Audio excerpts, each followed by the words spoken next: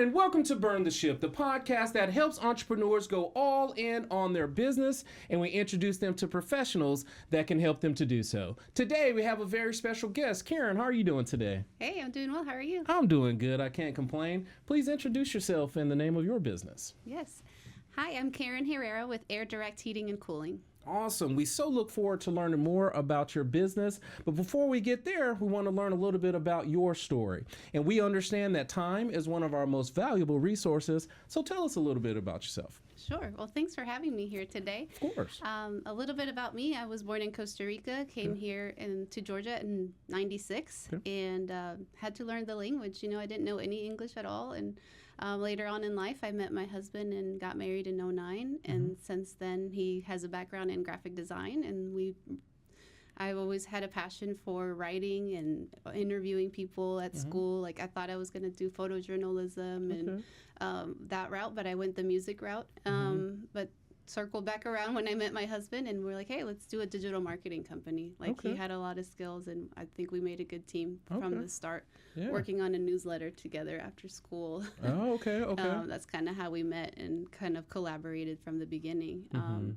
So we worked with a lot of home service contractors, helping them do their website and SEO and Google My Business, all the things that you need to get found online. Right. And after many, many years, his dad was in the HVAC industry. Okay. We were able to make a lead generation website for him. This was, before COVID and everything. Okay. And we were able to bring a lot of success, like triple his income over the next few years, and just it's still up there today, you know. Nice, so nice.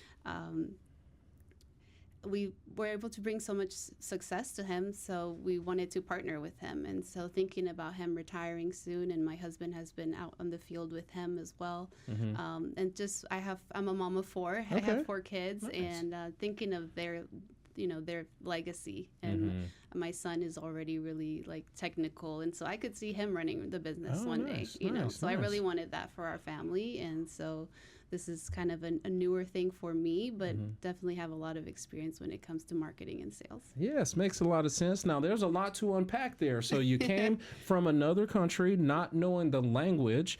I just saw an interview where a young lady who's famous actress said she didn't know the language either, and she just watched a bunch of Sesame Street to try to help her learn the language. Yeah. What helped you to overcome that language barrier when you were younger?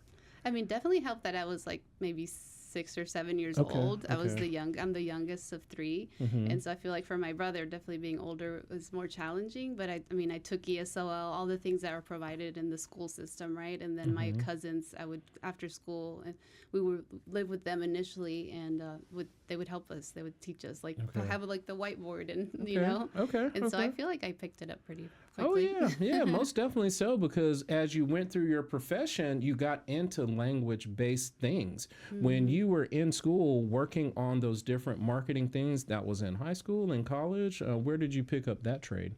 Oh, gosh, just self-taught, really. I mean, in high school, I took journalism class. And like I said, I think I interviewed at SCAD Atlanta thinking like I wanted to just take pictures for a living, like National Geographic type stuff, because I spent a summer in Costa Rica, went back there after college, and just stayed there for a month with my grandparents just to, you know, soak back to my roots. And so, yeah, and then God led me a different way. I came from a pastor's family since I was a little girl, just born right next to the church. And ended up singing a lot. And so that passion, I guess, was more, or God just led me in that direction. So I went to Texas for about a year and a half to study music and / Bible Institute. Okay, awesome. I was going to ask, because you said it took you a different way with the music aspect of things. Is it where you recorded some things, or you just went to study us? Tell us a little bit about that segment of your life. It was mostly just to study. I mean, I did have a piano and guitar like class that I picked up. I also like played a little bit of both of those instruments. But really, the goal was always to come back to my parents' church and help them lead worship. So I became a worship leader, and I came back to my dad's church because they were helping me go to that school as well. And so it was just a 2-year thing, and I cut it a little short and finished in Marietta. They had the same school that I was going to, and that's where I met my husband. And then I started doing a lot of interviews and getting more involved with that school. And so, yeah. So that brought you on there. Well, awesome. Well, I definitely appreciate you sharing that portion of your journey. You said you had started another business where you were helping small businesses become aware online. When you were doing that, can you tell us a little bit about maybe one of those special cases where you were able to help one of those businesses that were just nowhere to be found, and then some of the things you did to help them to be found?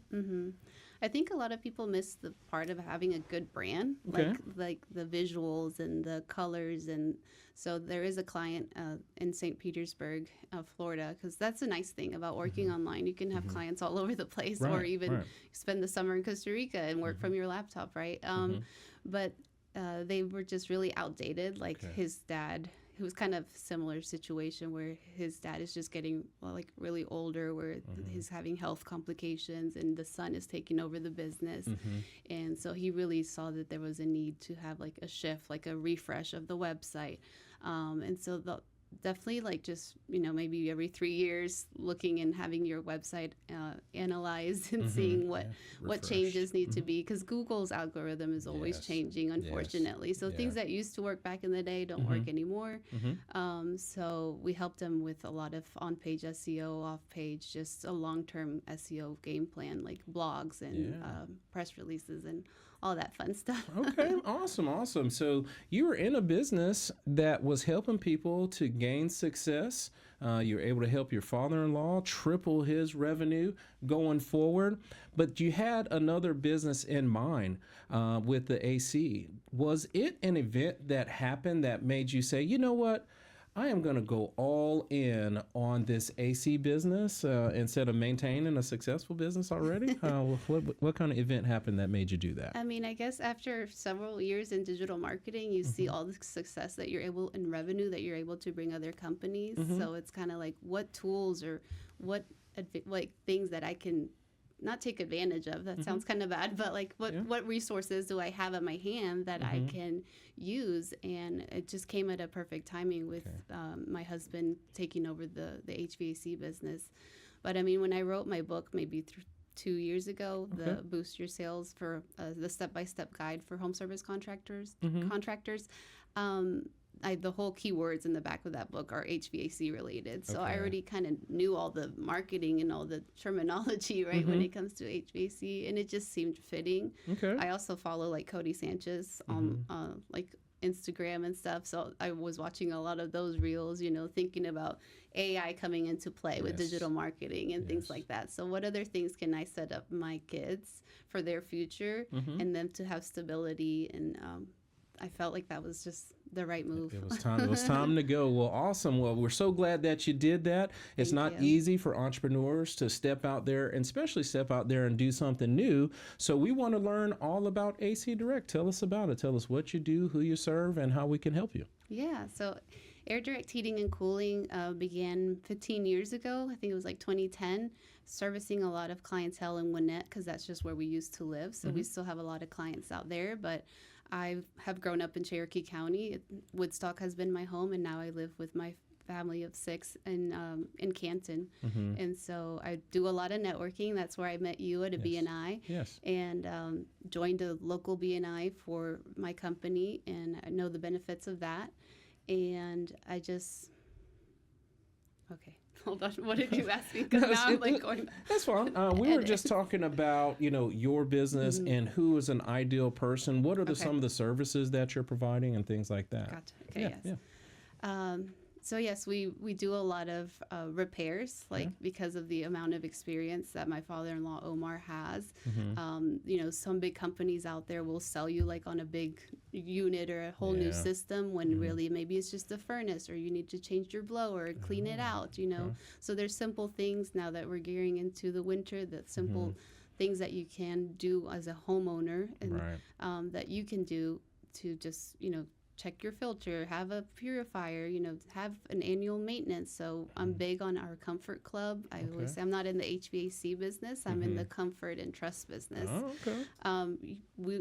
It's an honor to walk into people's homes. Like, even if I'm not the one physically doing the work, I'm on the phone with them. We pick up the phone and we say, it's a great day at Airdirect. How can I make you smile today? And little things like that make a big difference because they're already like in a good mood, you know. And so we have a whole system even with a phone call with them. So yeah, maintenance is huge. We have like a comfort club that's $179 that covers your 2 tune-ups. So normally you want to get one now before it gets super cold and in the spring, and it gives you a lot of perks. So I'm big on like, hey, get on a maintenance plan so you don't have to have an emergency. Like come Thanksgiving morning and like you don't have heat and it's really cold outside. That's not the situation we want to have, you know. So being on that plan just gives you, you know, a lot of great perks and priority scheduling. And so we do it all when it comes to HVAC, you know, the heating, the cooling, and just making sure that your thermostat is, you know, sometimes those get really old and people don't think of like changing the battery or having to go and getting a new one. And so we'll do little things like that as well. So So from repairs to replacements, you guys are able to take care of it. I love the fact that you guys are customer focused and do what's right instead of doing what you want to do, because as homeowner, we don't really know, you know, we just know we click the button and it's hot or we click the button and it's not hot. So we call someone for help, and you guys actually take a look at it if it's a small thing, because that battery in the thermostat could trigger a whole $6,000, $7,000, $8,000 units replacement, but all it took was maybe, you know, $1 to get a new battery. So I love the fact that you do that. So I definitely appreciate you sharing the services that you offer, but we also like to try to figure out who are good connectors for you. Who are people who bring you opportunities?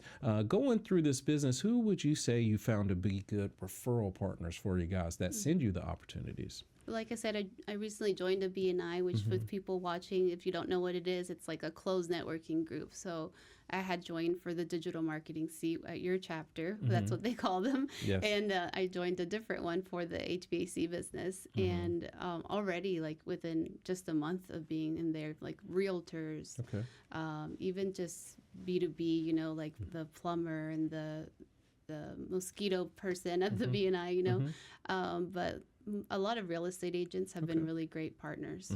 Yeah, that makes a lot of sense, especially the tradesmen, because they're out and about fixing other things and they may just see it. You know, let's just say a painter went in there and they were like, man, it was hot in here. You know, when's the last time you had a tune-up? You know, I can see how tradesmen can be a good referral partner for you. Now, as far as geographically, I know you guys started in Gwinnett, you're in Cherokee. What would you say is the radius of clients that you would like to reach? Like location-wise? I mean, all North Metro Atlanta. Like I was telling your colleague that you work with, like we're actually in Conyers right now, which is Highway 20. So anywhere up from that. Makes a lot of sense, like 50-mile radius or something like that. I always say that specifically because I would hate to send you someone in Alabama and then it'll be a waste of your time, a waste of their time. And if you're geographically like that, I always like to just check on it and see. Now, you've had a lot of experience. I mean, coming to a new country, studying your marketing, and your music. And I am confident that your journey in both the digital marketing and the AC business have allowed you to acquire and nurture a bunch of business skills or best practices. Do you mind sharing with us some of those best practices that you've acquired that has helped you to be successful? Maybe some of the entrepreneurs that are watching can add that to their mix.